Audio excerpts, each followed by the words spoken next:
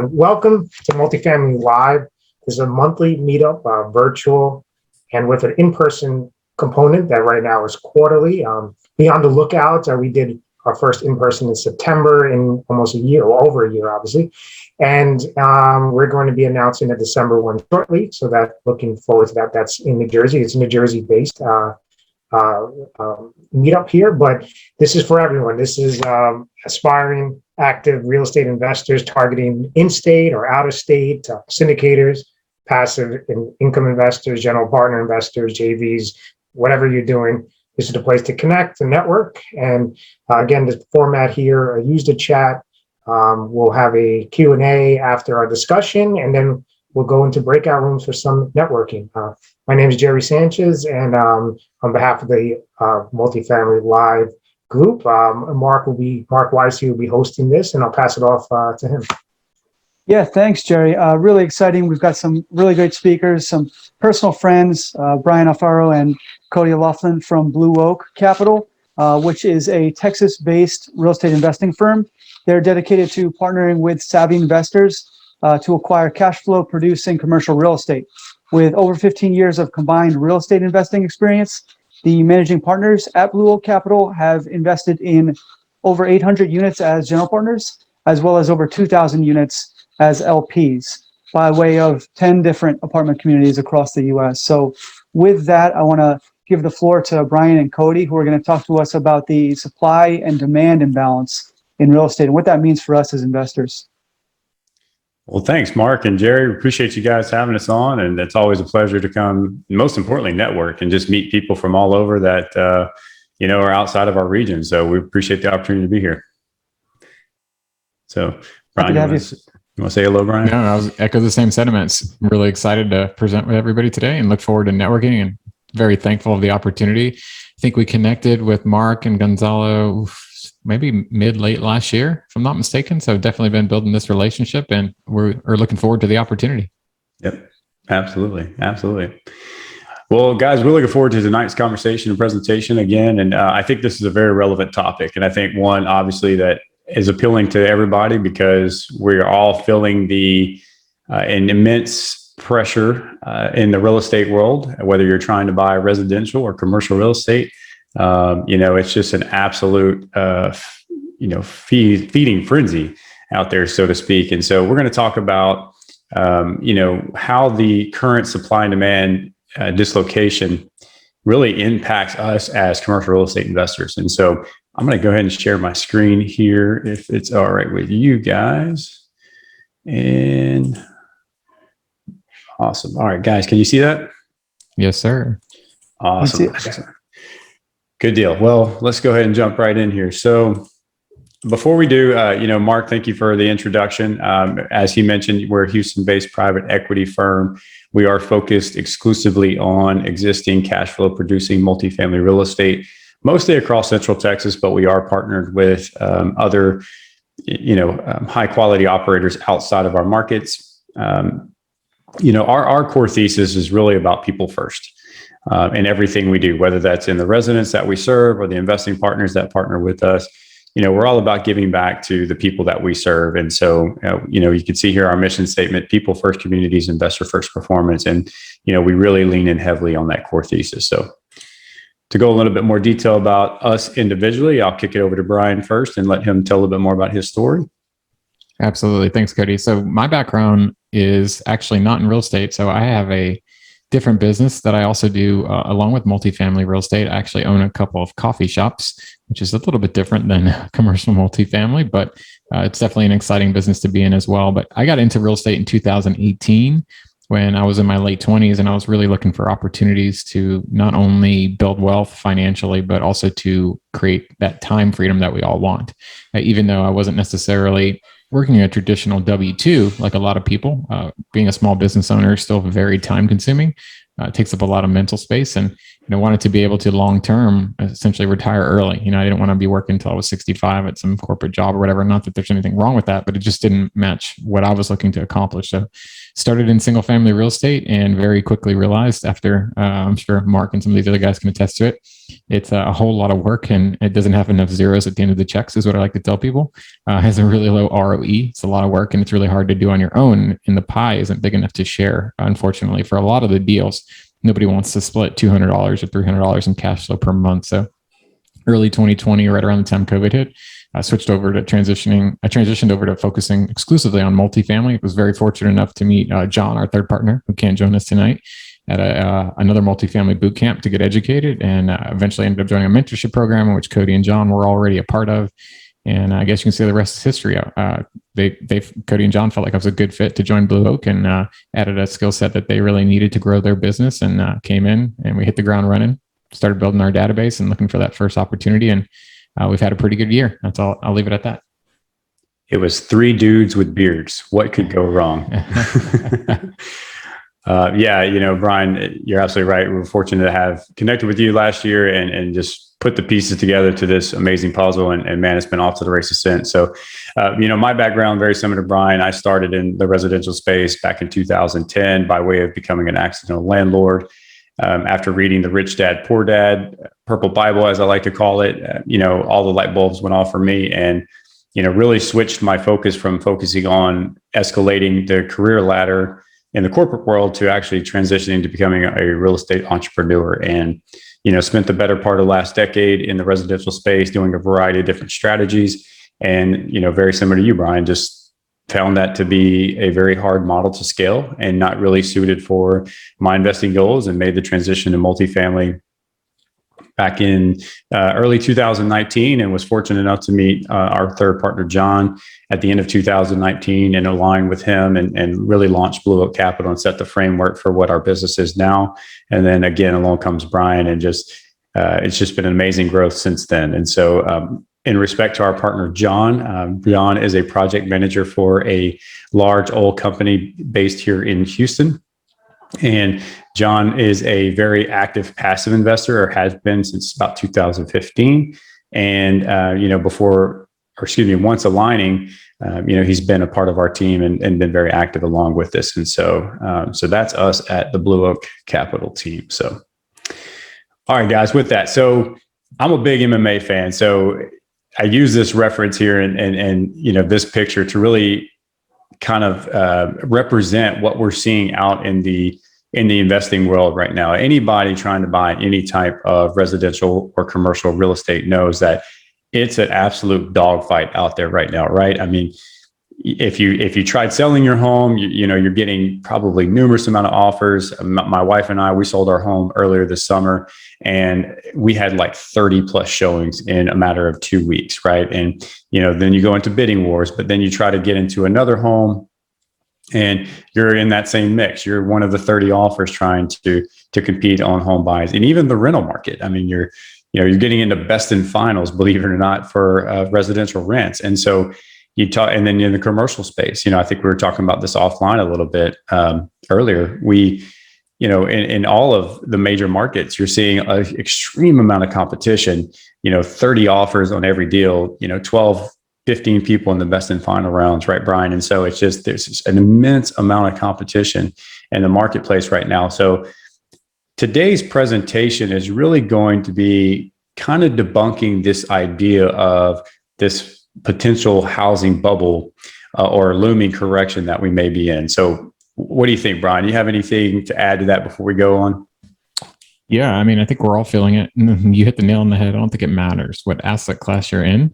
I've got some single family stuff that I'm disposing of and some stuff that I picked up, and it's definitely very competitive. And, you hear from a lot of investors that they're waiting for, the correction, or, I guess, it fits perfectly with this slide, right? This is 2005, 2007, all over again. We're at the top. It's about to pop. And, a lot of people are saying we're in a housing bubble, but I think it's important that we really look back on what happened in 2008 and realize what sort of caused that to happen. And what happened back then is not at all what's happening right now. So for anybody who's been standing on the sidelines, sort of waiting for that, feel like they've seen this movie before. They know the ending for that to happen. It hasn't happened for a variety of reasons. Yeah, I mean, think back. I mean, people have been calling for the peak of the market since 2018, call it 19, yeah. And so you have a lot of guys that have been sitting on the sideline, but and I think rightfully so, right? I mean, you have a lot of investors that really were devastated during the 2007 crash. You had people losing homes, losing their fortune, really being in a financial burden that took a while to recover. Sometimes, circumstances that didn't recover. And so I think it's easy to point to the last recession and point to this one in comparison and say, oh, the end is near. But again, we're going to spend the next about 20 minutes or so kind of really debunking that and why we feel like, that's not such much the case. And, let's really start with the numbers in particular. And we're really in a housing crisis, guys. I mean, there is a significant shortage of available housing units across the United States. And you can see here for reference, as of the end of 2020, 3.8 million units are needed to not only meet the demand, but hit a particular target vacancy across the United States, which, is just unheard of. I mean, think about that, 3.8 million homes, whether it be residential or commercial, that's needed to supply to the current housing demand. And so that housing deficit has increased by over 50%. And so we call this the Great Dislocation because, that's a staggering number when you talk about the amount of homes that you would need to be able to produce to even close that gap. I mean, a housing deficit of over 50% is significant. And you can see this graph below here that kind of represents the overall aggregate decline in new home construction over the past several years. And you can see this is a trend that has really been downtrending since the late 80s. I mean, if you look at the aggregate again, this has been a slow, steady decline. And then you take the Great Recession and that decrease, from that impact. And we have not been able to keep up since. And we aren't even close to making that momentum to even gain or reduce that spread. So, this is a significant housing crisis that we remain in that is going to take some time to even be addressed. Yeah, I mean, it's simple. I mean, as real estate investors, we often overcomplicate things. We were at a mastermind recently, and Grant Cardone showed up, and he said, "Y'all overanalyze everything." And it's Grant Cardone, so he's kind of a entertainment figure, so to speak. But at the end of the day, this is simple supply and demand balance, right? So we're going to talk a lot about some more details, but the amount of homes we're making has significantly dropped. The amount of homes that are needed has gone up based on generation. The largest, and this is going to be later on in the presentation, but the largest group of home buyers are now entering the market, right? The millennials, right? So there's an increase in demand for starter homes, which in, so to speak, theory are more affordable homes. And everybody knows that housing prices are going up and they're making less of them. So, simple math tells you that if there's not enough of something and there's a high demand of something, valuations are going to grow up. So that's kind of where we're at right now.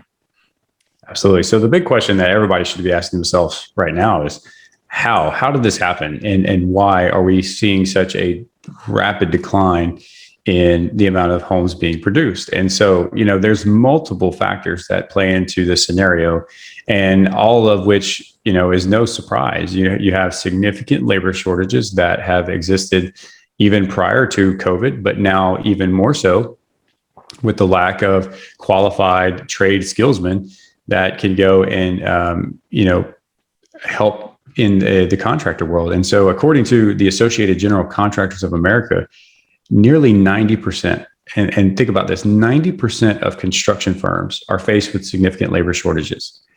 There's just not enough available hands out there for them to fill that void. And so what happens to that is it slows down production. It increases the amount of payroll costs. You have to pay skilled, qualified laborers, which ultimately translates into development costs. And so, that plays a significant impact. And I think, Brian, we were talking about the impact that you're seeing at your coffee shops, right? You want to speak to that real quick about what you're seeing as far as the labor shortages? Yeah, wages are going up because nobody wants to come to work. It's kind of the short and sweet version of what's going on in jobs that are retail, restaurants, hospitalities, hotels, things of that nature that are really service related. A lot of people have not entered the re-entered the workforce. I saw an article a few weeks, I believe it was at the end of September, early October, that said that retail is short. It might be the other way around, but retail is short 1.8 million. Hospitality restaurants are short 1.2 million workers in the US. And that was at the beginning of October. So call that 3 million people just short between the grocery stores you go to, the shops you buy stuff at, and the restaurants you eat. So that's caused a massive increase in wages. Here in Texas, minimum wage is $7.25, which is not the case in some states, but it's really hard for me to hire somebody for less than 12 or 13 bucks an hour to do the same job that they were doing prior to COVID for $9 or $10 an hour. So we're seeing this all around the US where wages are going up. And this isn't just in the coffee shops or hospitality, but when wages go up, what people fail to think about is, does it, you might be making more money, but does it affect your purchasing power? And oftentimes it doesn't because of inflation, right? We've all been reading the stories about inflation and prices going up. So even though you're making more money, everything's more expensive, and that includes your rent. Yep, absolutely. So you couple your labor shortages with your rising costs, the cost of raw materials, right? And that obviously creates upward pressure on development costs. If you're having to build a building for more than what it cost you years ago, guess what? That has to translate into the overall valuation so you can afford those costs as a builder. And then you take into account, we have an aggregate decline in interest rates, and you can pull this up on multiple different sites and you'll see a steady decline over the past century and more in overall interest rates. And if you exclude the hyperinflation state in the 80s, it's been a slow, steady decline, and all indicating factors would point to the fact that you have a better chance of moving more towards a zero interest rate or a negative interest rate versus actually going the opposite direction, and where you actually see a hyperinflationary state, which a lot of people are discussing at this time. So moving forward, the next obviously big impact that we've seen now is the COVID pandemic. And, no surprise here, we've seen just an incredible price surge again in some of those raw construction costs, and particularly soft lumber. I think, Brian, we were discussing this last week, right? Where I think at the peak, there was over a 1,400% increase in the linear foot per lumber, for example. And so if you think about how that translates into your development costs, it just plays a significant impact on not only your ability to mass produce development, but also produce those at an affordable cost. And so other raw materials, again, play into that. You have the increased labor costs, which we just covered, which puts more upward movement on that development cost. Historical lower interest rates, again, we just discussed. New migratory patterns. Brian, you alluded to this earlier, right? Where you have now employees that can now work remotely from areas that they would prefer to live in. That's not their office location, right? And so that's a really powerful thing right now, where you can work remotely from home and not have to go in and out of the office. That allows you a lot of flexibility to go live where you want, right? Absolutely. I mean, this is something that nobody would have saw coming. The migratory patterns that we've seen last year and this year, and I'm curious to see the reports at the end of the year, have just been astounding, right? There's some really important multifamily figures that are, calling it the decade of the tertiary coming up, where some of these markets that nobody would have ever thought about buying a deal in 18, 24 months ago are now some of the more attractive real estate markets to go and chase yield, to go get that cash flow, because people have moved out to these more affordable areas of the US and have found that they want to stay there, and their employers are letting them stay there. So it's really changed the multifamily outlook and a lot of other outlooks as well. But this is something that just can't be overlooked, is the migratory patterns. Yep. And then we all know about the supply chain disruptions right now. I mean, there's a record number of shipping containers just sitting out of the West Coast, just waiting to be disseminated into the ports there, but they're anchored off. They can't get in. We don't have laborers at the port. We don't have truck drivers to deliver those containers. And so it's just created this massive global supply chain interruption. And then we have impacts from China, lack of production there, and our global dependence on foreign trade, all playing a big factor into our ability to, again, mass produce development. And then Brian, going back to your point again about the shift in the demographic, right? You now have a new transition of the largest demographic in the United States, which historically has been the baby boomer generation. But now, as that baby boomer generation continues to age, you now have the millennial generation, which typically is about the 25 to 40-year-olds that are now totaling 72 million in population, now seated as the largest demographic in the United States. Well, guess who's your first-time home buyers? It's the millennials, right? It's this age group of 25 to 40 that are looking to enter into first-time home ownership. And that's, again, driving that increased demand. So what's the result of that? We talked about a bunch of these very variable factors and how that creates an added upward pressure. And you can see that here. I mean, obviously what we've seen here is home prices dramatically increase by double digits year over year for the last few quarters. And then looking at the substantial impact over the past 2 decades, I mean, home values now are almost exceeding 60% higher than what we were 2 decades ago, which is, it's essentially forcing or pricing new home buyers out. And Brian, I know you're a residential real estate agent. You live and breathe this routinely. Talk about what you've seen from your perspective in the residential real estate market. Yeah, what we've seen in the residential real estate market has definitely had an impact in the multifamily market, because a lot of people went through the thought process of, man, it's a great time to sell my home. I'm going to sell my home. And Cody, you're one of these people. And then you end up finding out, oh crap, I don't have anywhere to go because I can't get another deal under contract, even if I wanted to. And now we're getting into even bidding wars on rentals, right? Cody, you had told me a story this year when you guys were in best and final on a rental. Like, that's just unheard of, that guys are competing against each other in the rental market. They're willing to put up 6-12 months, waive their deposit, make their deposit, go straight to the seller, whatever, non-refundable. So that's had a drastic impact in the rental market as well. There's very, very little single family rentals available that are affordable around just places like Houston, for example. If you want to live in a good suburb with a good school district, you better be ready to pay, and you better be ready to move quickly. So the home prices have affected that and moved into multifamily because a lot of people have just opted.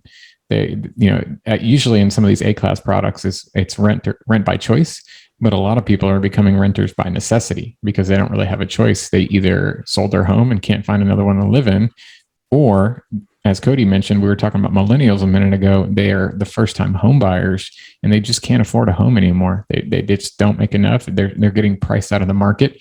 Texas is a great example. Everybody knows about what's going on here with Austin and Dallas and even Houston and San Antonio.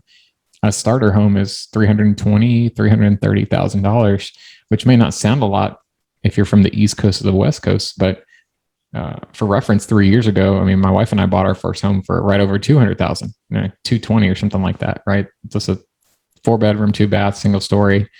We have good square footage, but just for some contrast, there's been massive appreciation just in 3 years, give or take, and what it costs to buy a starter home. So it's definitely had an overall impact on the real estate market, and it's going to be interesting to see where this continues to go. Yep, absolutely. Now think about what happened last year during the pandemic, right? We had so many people that were left unemployed or furloughed, and there was a staggering number, 14% unemployment near its peak, and just a substantial amount of people out of work. And actually, for the first time since the early 2000s, we actually saw a decrease in wages through the COVID pandemic. And you can see here represented, in 2020, the household median income was about $67,000, which is about a 3% decrease from the year prior. And obviously now we're starting to see that shift, and because of the inflationary pressures and because of the fact that, people have been relying on these government fiscal policies to support them, nobody's wanting to go back to work unless it's at a higher wage. And you're starting now to see that creep up. But that dip and that impact has definitely played its toll again, on the ability for new home buyers to go in and actually enter into the residential market. And then if you think about your average spend on housing, the average American spends roughly about 1/3 of their income on housing. And so if you look at where that massive appreciation in home valuations are now climbing to, and we have a lagging household median income, again, it's pricing new buyers out essentially. And so that definitely plays an impact. And so moving on to everybody's favorite topic right now is the inflationary pressure. U.S. inflation is no secret. It's at its peak since the, early 2000s. And so, we're seeing at the peak of September, 5.4%. And so we're seeing an insurmountable amount of inflationary pressure. And ultimately, most of that is coming from what we're seeing now: cost of shelter, cost of housing. And so that plays a significant impact in what we're seeing in, again, those valuations, right, Brian? Absolutely. And let's be realistic here. Inflation's much higher than 5.4%. When you go to the grocery store, when you go to some of these other places, the gas station, prices are up way higher than 5%. Real estate is up way higher than 5%. We've seen 7, 8, 9% rent growth here in Houston, right? So these inflationary pressures, nobody knows when it's going to stop. At first it was transitory. Now they're sort of changing their tune on what it might or might not be. But inflation is definitely here to stay, and it's definitely having an upward impact or positive impact on rents if you're a landlord. Yeah, absolutely. Right. We've been seeing a skyrocket in rental prices. And so not only the skyrocketing in rental prices, but you're seeing this massive wave of absorption in markets that historically may have not had as strong as absorption, and as people are getting priced out of the market, they're becoming renters by necessity and some renters by leisure. You're now seeing the absorption rate exponentially higher than what it was, back in the early, let's say 2010 decade, where on average, you're seeing about 250,000 units per year being absorbed. But now in just Q3 of this year alone, according to RealPage, you can see that over nearly 600,000 units so far have been fully absorbed. And we still have almost a full quarter to go. Well, now about a half quarter to go. But nonetheless, you could see that just this massive demand for housing, which is positively impacting us as residential investment real estate owners, and then, you can see here coinciding with that, with absorption becomes lower apartment vacancies. And so historically, the national average for apartment vacancies are, I think, around 90%, 92%. But now look at this, the average vacancy across the United States is only 4%.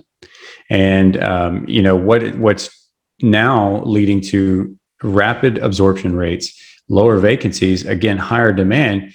You're seeing that double-digit rent inflation that's been carrying throughout each year. I mean, you could see here median asking rent across the nation is now nearing $1,600 a month.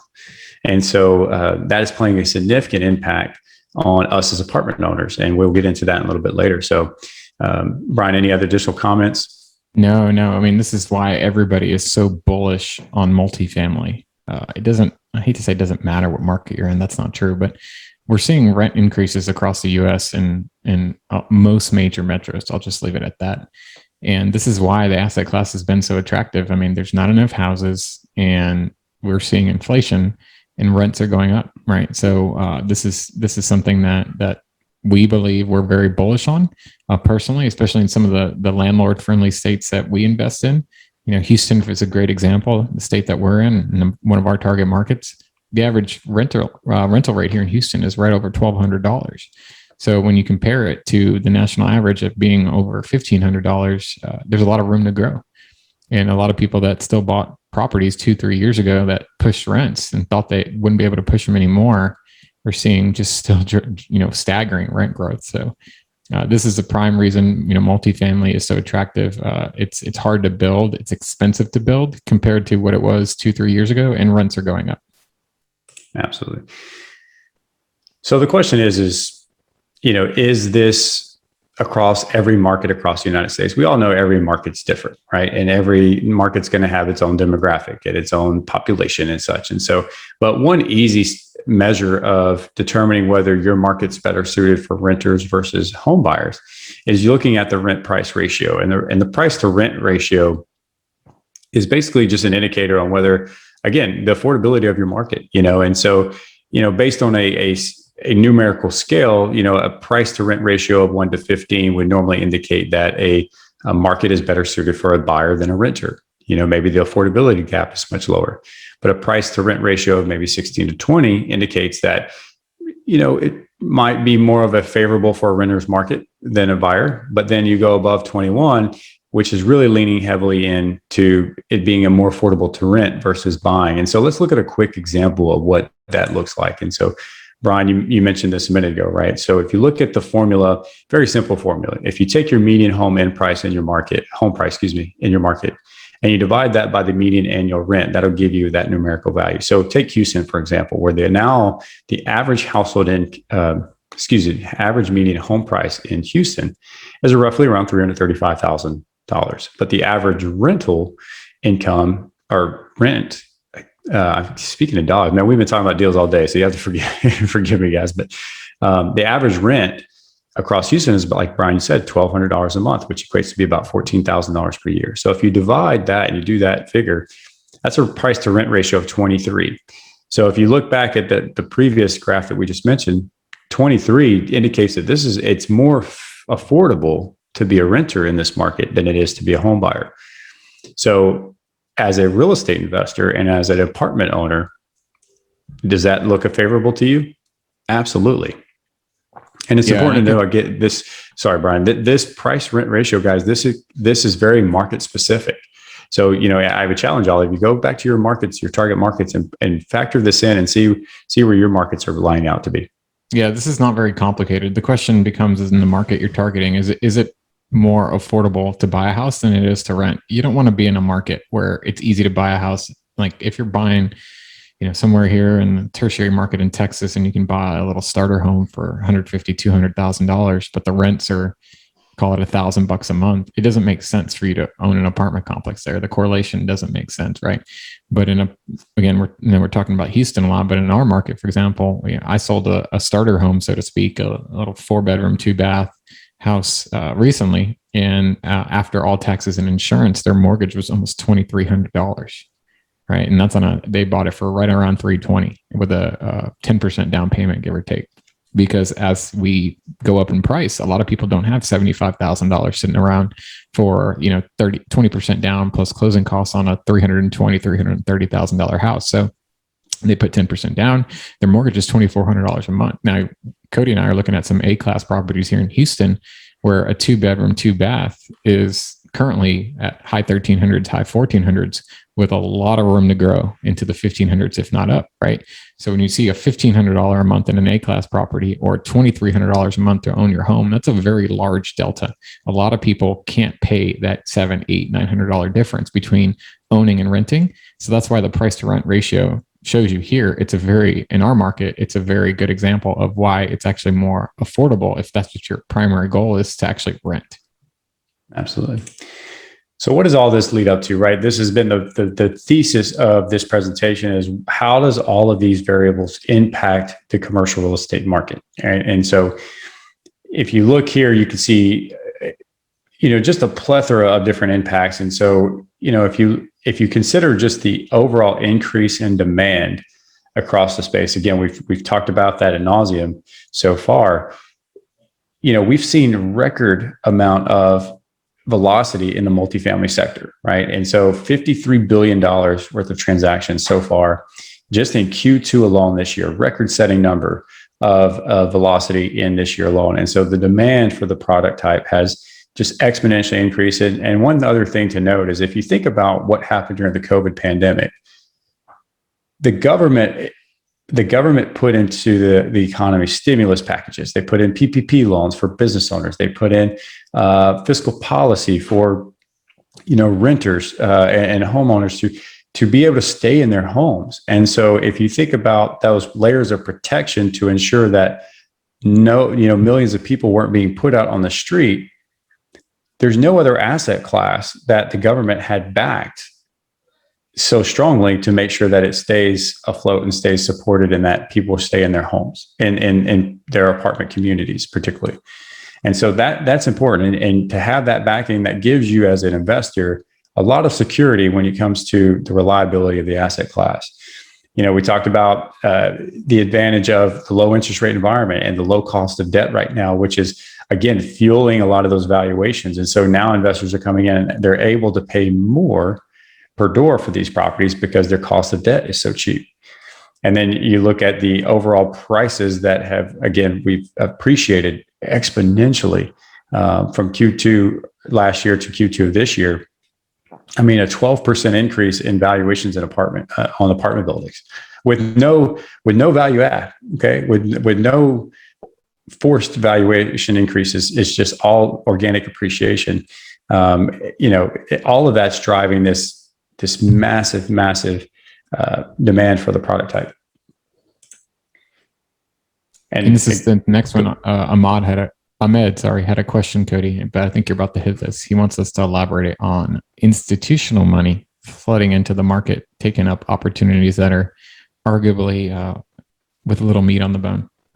Yeah, I mean, it's a perfect segue, right? You got guys like Blackstone, who else is it? Greystar. I mean, all of these massive institutional buyers that now are allocating billions upon billions into their affordable housing portfolio, right? Because they see the significant supply shortage. And so, you do have the institutional buyers that are now coming into markets where historically they would not be in. They're now loosening their buying criteria because they're looking to place capital into the secure asset class. And so they have to move that massive amount of liquidity now that's just sloshing around in the marketplace. And so we're seeing them in tertiary markets. You're seeing them in workforce housing spaces. And so, their appetite for this product across all asset classes is definitely there now. And so, and I think you have to remember that the institutional buyer is looking for something very different than what Cody and I, and maybe even what you were looking for. You said meat on the bone. Well, meat on the bone is subjective, right? So meat on the bone for you is different than meat on the bone for me, which is different than meat on the bone for Blackstone or any of these other companies. They don't care about cash flow necessarily, right? Which sounds crazy. Like, why would you ever invest in real estate and not care about cash flow? Well, a lot of these guys don't, because they know that the market's going to appreciate, like we have been seeing, especially when you're buying these attractive, even workforce housing products that you can't make anymore. People think it's like crazy that people are buying C-class products here in Houston for 120, 130 a door. Well, when you go build it, it's $250 a door, right? So that's simple math for Blackstone to go, I'm going to go buy that at 130, 140 a door and bid up the price, where we're looking at it going, that doesn't work. You're getting like a 4% cash on cash. Well, that's totally fine for Blackstone, because guess what? They got a pile of money. They need to put it to work. And if it gets a 2, 3, 4% return, that doesn't matter to them, because that money is better off there, which is a hedge against inflation, and it's appreciating, than it is sitting in some account in some other asset class like office space. We've seen a lot of money move from there as well. Yeah, absolutely. And so what do you see with that demand, right? You're seeing this massive compression in cap rates and across all asset classes, A, B, C space, it doesn't matter. Brian, to your example, we're buying, or you're at least underwriting deals, value add deals at a 4 cap on a C-class product, and which is absolutely absurd, but that's the market now. You're now seeing that massive compression. And there's even people like ourselves that believe we're going to continue to see further cap rate compression as more demand continues to enter into space.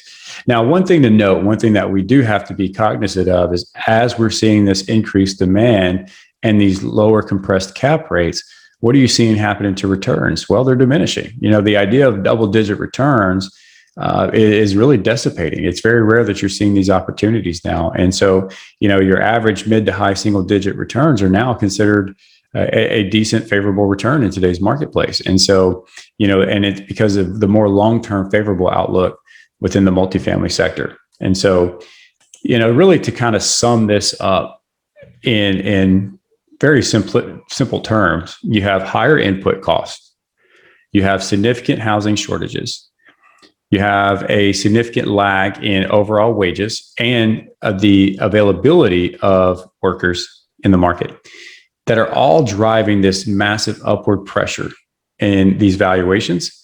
And so what does that really equate to? What should we be doing right now, Brian? I think we should buy everything we can see. You should buy every freaking thing you see.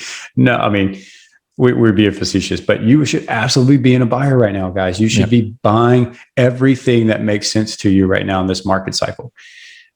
This will, in my opinion, go down as probably one of the best block of years to buy investment real estate because of the dislocation that you're seeing in the marketplace right now. So again, if you're on this video watching right now and you're thinking that this bubble is coming and you're sitting on the sideline, I'm going to make a prediction that you're going to be a very frustrated investor here over the next couple of years, sitting there lonely, wondering why you missed the boat. So, guys, these are variables that cannot be corrected in a short, reasonable period of time. So, be very, very active right now in buying in the real estate. So, yeah, and we're not saying be irresponsible out there. We're doing our due diligence. We're talking to our lenders. We're talking to the brokers. We're talking to insurance. We're talking to tax consultants, and we're making sure that we're underwriting deals very thoroughly. So don't mistake us for saying buy.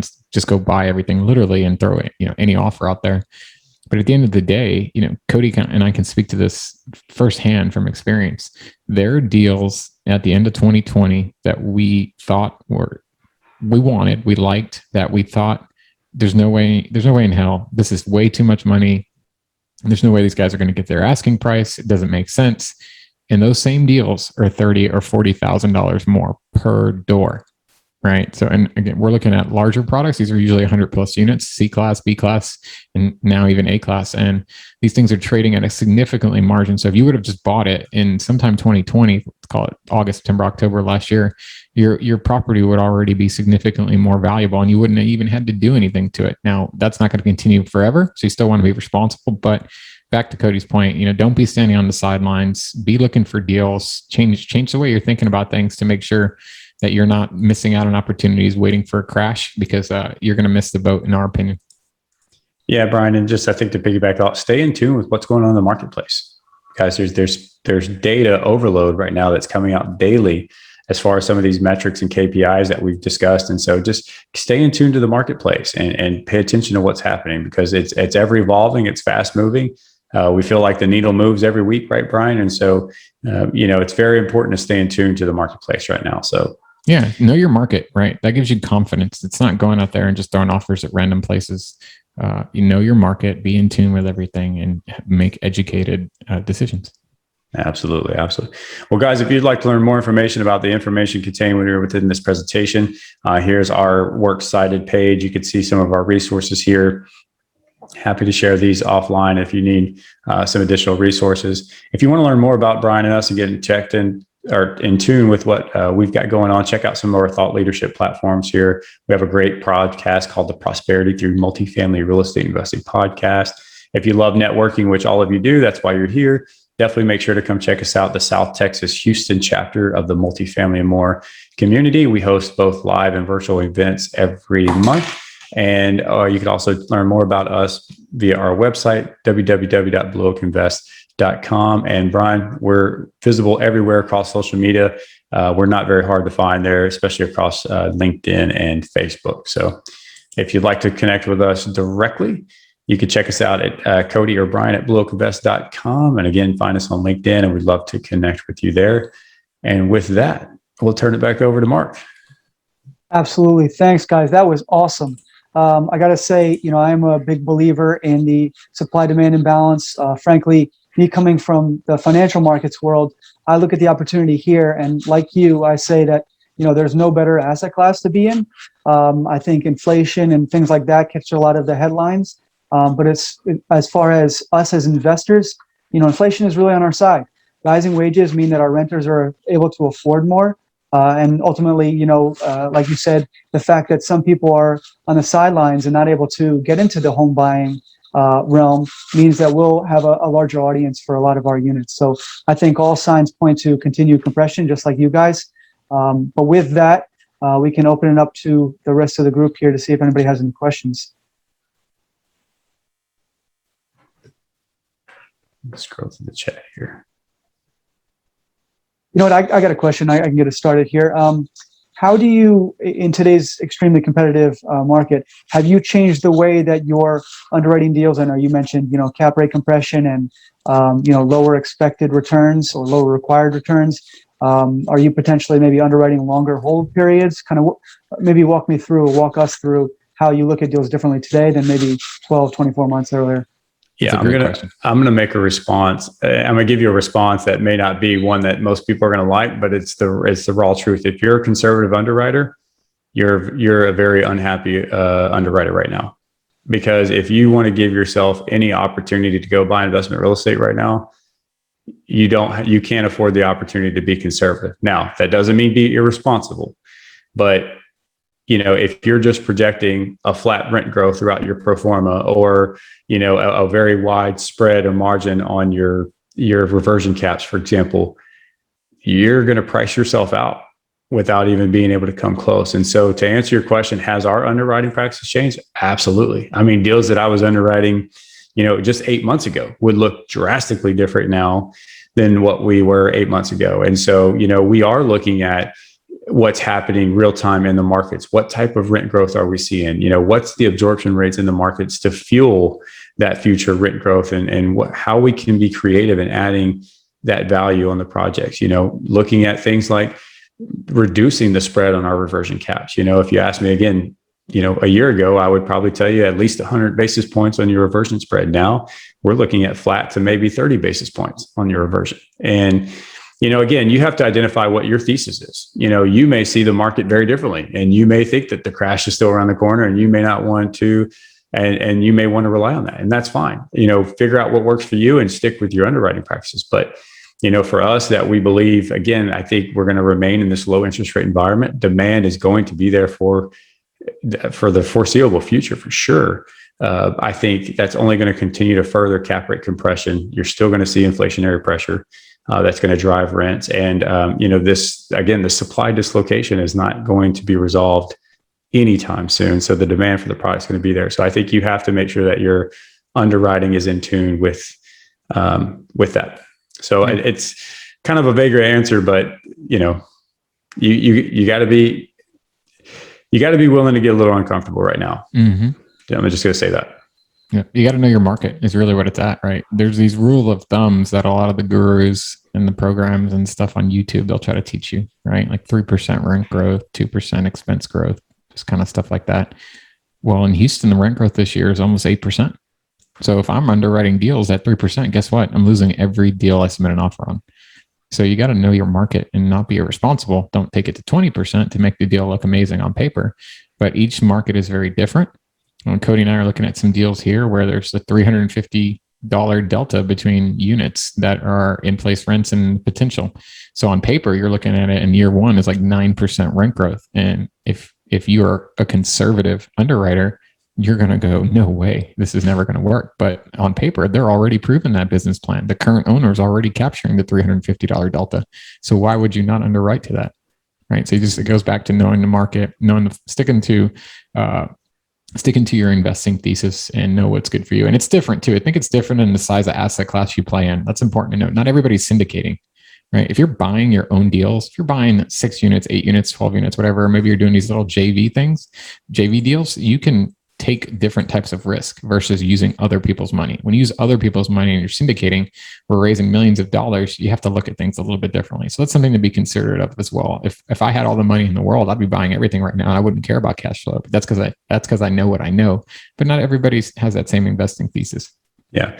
Now going back to that though, listen, you always want to stress test your deals. You still need to put your deal through a rigorous stress test. And if you can make sense at whatever your underwriting is with a rigorous stress test, then that's the comfort level you have to figure out for yourself as what makes sense for you to buy, right? At what valuation. And I think as long as you can come to terms with that and you can stress test that and you get comfortable with that, then that's how you know you got a decent deal, And I think some hedges against that too. I mean, look at your leverage.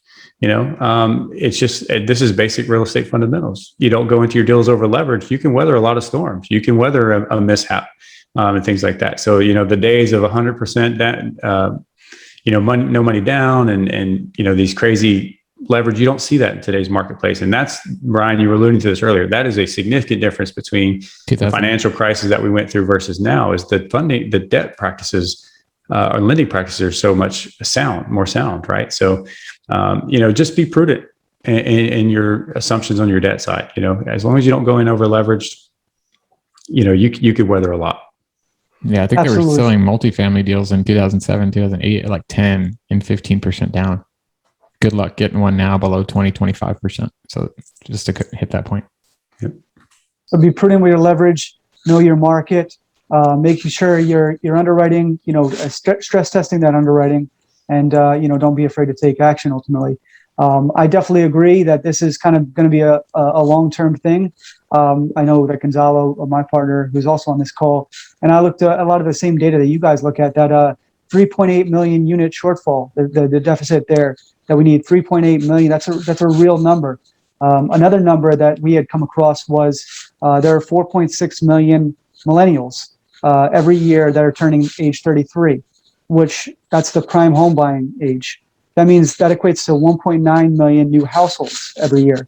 So if you take just the millennial cohort, that's 1.9 million new houses or units that we need every year. Now, last year was the largest supply year for a decade, and we only produced 1.4 million. So that's almost a 500,000 unit gap just for 1 year. So not only do we have to make up for years prior, that 3.8 number, but also every year we have to kind of, close this gap here. So I agree with you guys. I don't see this turning around anytime soon unless there's some huge exogenous shock, to either supply or demand for housing. And I don't see how that would be the case. You're absolutely right. And again, we mentioned it in the presentation, right? Guess what the big guys are doing? They're seeing the same data metrics that we are. And that's why you're seeing this massive transfer of liquidity into this asset class. And that's why you're seeing this massive demand. And so here's the thing that you have to be careful with, be sitting on the sideline or sitting idle right now, is there's a massive transfer of wealth.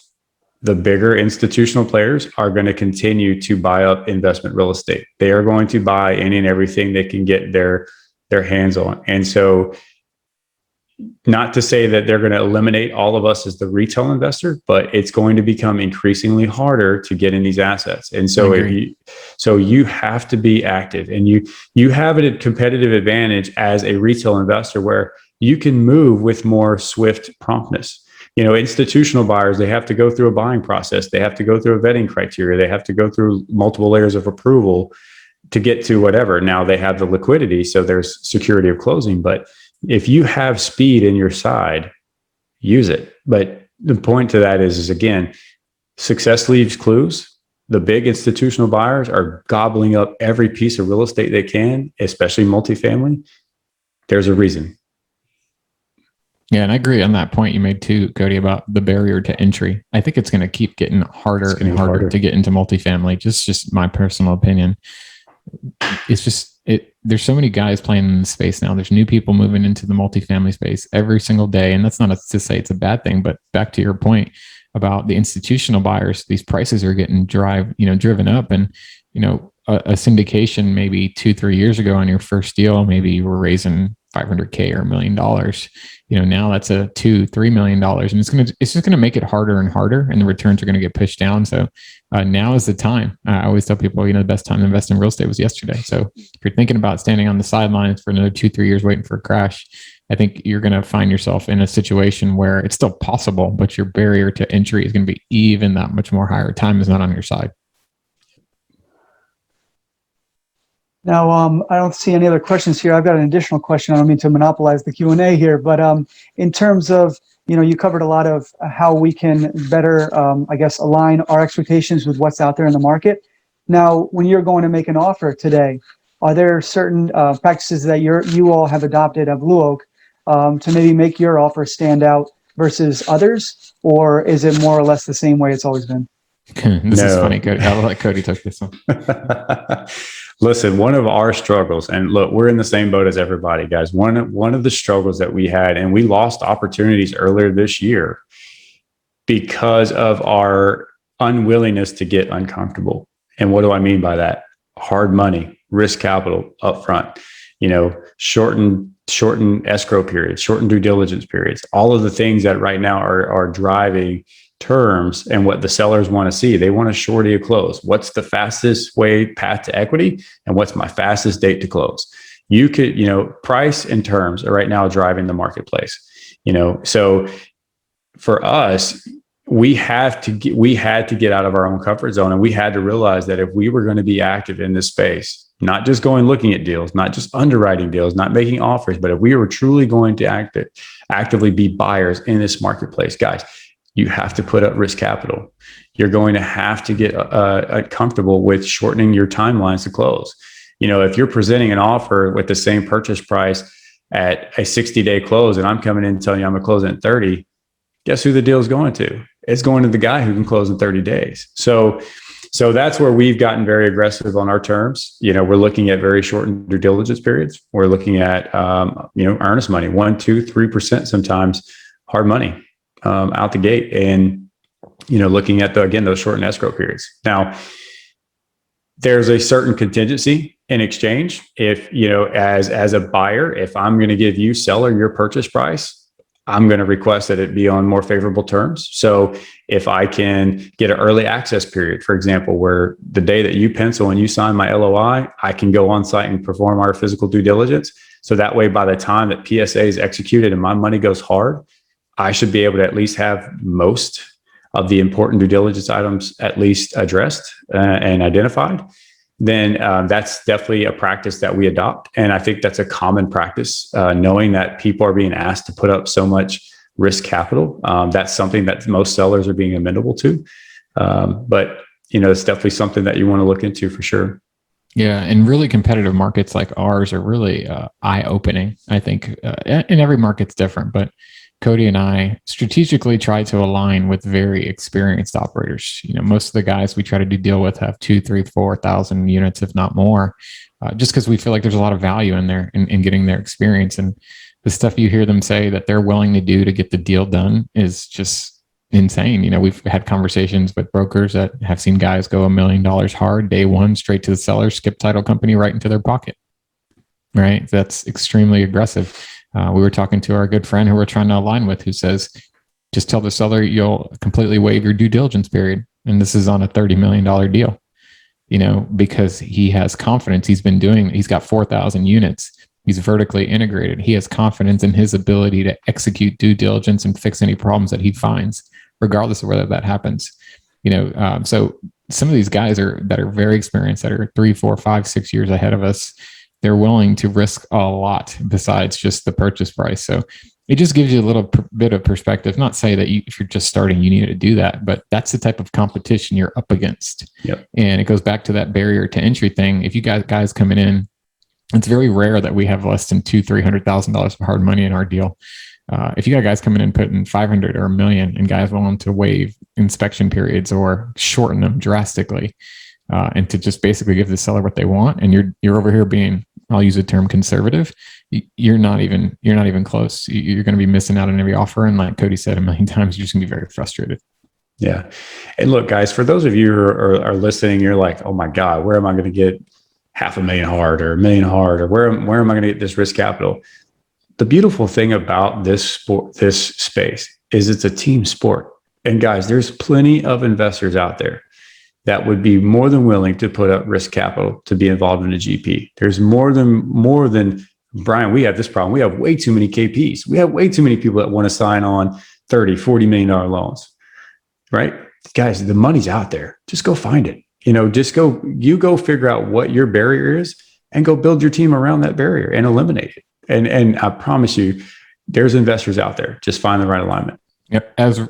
As real estate investors, your actual job title is you're a problem solver, right? Whether you're fixing, people like the term tenants and toilets, right? Whether you're dealing with that or you're dealing with some sort of challenge, you're just a problem solver. So if your barrier to getting a deal done is $300,000 of earnest money, well, don't let that stop you and go, well, guess I can't do real estate anymore because you don't have 300K. There's so many guys running around with 3, 4, 5 millions of dollars of a capital. They want to put it to work. They want to go put earnest money down in exchange for a slice of equity. They want to put earnest money down for 90 days while it's tied up, and then you repay them through acquisition fee or find some sort of creative way to give them their money back. There's lots of money out there, like Cody said, and it's not, we always say it's not how, it's who. So go out there and just shake hands with the right people. Absolutely. Well said. Okay. It looks like there's a question here from Ahmed. Are you sponsoring your own deals? Absolutely. Yeah, absolutely. And look, we're having the same challenge as everybody else. You're one of 20, 30 offers on every deal. And so, just to kind of be a broken record here, I mean, we're running into the same barriers that everybody else is, and the same level of competition. How do you distinguish yourself? And, we want to be very active buyers right now. I think, again, going back to the point, we want to buy as much investment real estate as we can over the next few years to position ourselves for what we're about to experience in this marketplace. So, Brian, you said it eloquently. We're all about strategic alignments, and listen, guys, there's so many opportunities out there. And one problem that you see often is everybody's bidding on the same things, but nobody's talking to each other, and we always tell people it's always better to work with people, not against each other. And so go build that strong team of people around you to do it. But I'm going off on a tangent now. Short answer, yes. Yeah, we're sponsoring on deals. So. Hey, Brian, Cody, quick question for you. What other markets outside the Texas do you guys like, or are you potentially investing in, or are you just strictly concentrated there? Yeah, I mean, listen, I think with the amount of competition out that's in the marketplace right now, it doesn't make a lot of sense for us to go build a new footprint outside in other markets that already have, people present there and whatnot. So we like to align with people in our other markets. So we are aligning with partners in South Carolina. We are partnered in a deal in Columbus, Ohio. So there are several other markets that we do like, and we just love partnering with good people that we like and we trust and that have good experience and that has a great team. And so if that's Florida, Carolinas, Columbus, Ohio, all of those markets we enjoy. But I think for our own active deal sourcing is coming mostly out of Texas. So our thesis is like, look, we're not going to invest anywhere we're not willing to go travel to. So if we can get to it and we like it, then we'll invest there. Fair enough. Okay. Well, I think that kind of brings us to the end here. We'll be conscious of both your time. Really appreciate having you both on. And for anybody that was on this call, as well as anybody that wasn't able to make a call, we'll make this recording available to everybody so you can replay it. There was just tons of information, tons of gems dropped, as we say. So thanks again, Brian and Cody, for taking the time to talk to us about where the market is and where you see it heading. Well, thank you guys all so much for having us. It's been a pleasure and great to connect with everybody. And I hope you found some value out of it, and, look forward to connecting with all of you. I echo the same sentiment. Please reach out, connect us. We love talking to other real estate investors, whether you're new, seasoned, active, or passive. We'd love to chat with you. Like Cody mentioned, we just want to, find ways to connect people and do good deals. So we'd love to talk to anybody else. Yeah, these guys are awesome. And I'll just reiterate, they have a really awesome podcast, Prosperity Through Multifamily Investing. Did I get that right? Yes, sir. There you go. Okay. Yeah, they have some great guests on there. And obviously, both of them are operators, active operators in the space. So give them a subscribe and listen to a lot of the great content that they're putting out consistently. Thank you, Mark. Appreciate that. Mark. Absolutely. So with that, everybody, we're going to start the breakout rooms. It's a big part of our regular monthly calls here. Feel free to stay on if you want to. Not needed, but we'll break out so we can better get to know one another in this group. Awesome. Right. Guys, forgive me. I have to jump off here, but thanks again. Hope to see you all later. Yeah, thanks, guys. Absolutely. Have a great night.